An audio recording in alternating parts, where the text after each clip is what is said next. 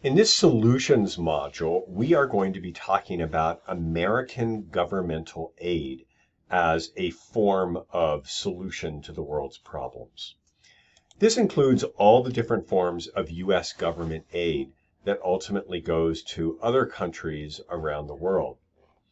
It's generally divided into two basic categories. The first of these is aid that goes towards what's sometimes referred to as peace and security. This might be helping provide financing for a foreign military. It also might go towards monies that help to fight against terrorism or drug production, that sort of thing. In addition, there's humanitarian development aid.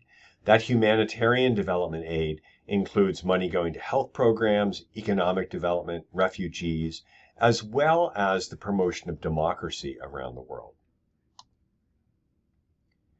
The agency that is largely responsible for aid is USAID, the United States Agency for International Development, which is a part of the State Department. Now, it's notable that there are other parts of the federal government that provide aid as well. And I think one of the most important is the Department of Defense, which is also often tasked with helping countries out during times of natural disaster. USAID's work does that as well, but it often does development work very similar to the type of thing that we've already seen in this course, including holistic development and single solution development efforts as well. I want you to explore a little bit USAID's work by looking at their website and getting a sense for the type of programming that they do. They do programming all around the world, and we're going to be exploring not just some of the types of programs, but also that geographic distribution as well, which you can see on the web page link that I have given to you.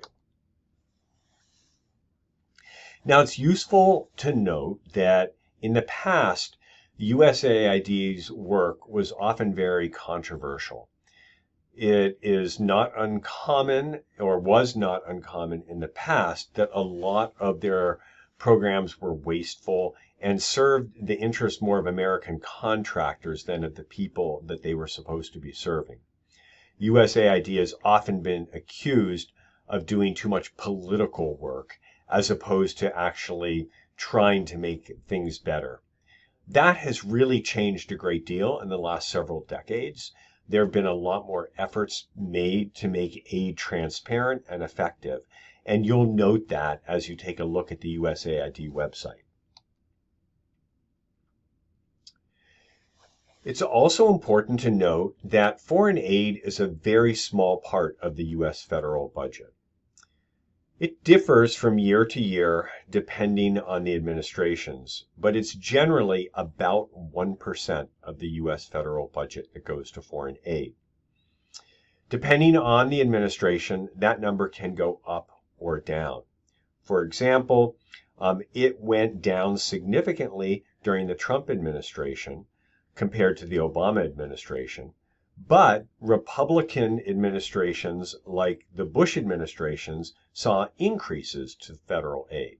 So a lot of it depends on what the priorities of a particular administration are, how that money is actually first budgeted in the first place and then distributed as well.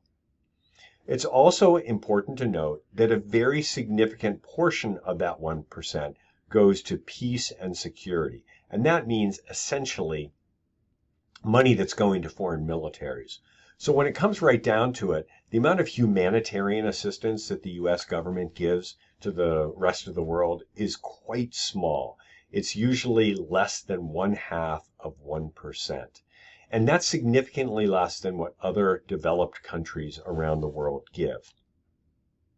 Ironically, public perceptions of U.S. foreign aid are that a lot more money goes. In fact, only about 1 in 20 Americans know that U.S. foreign spending is generally less than 1%.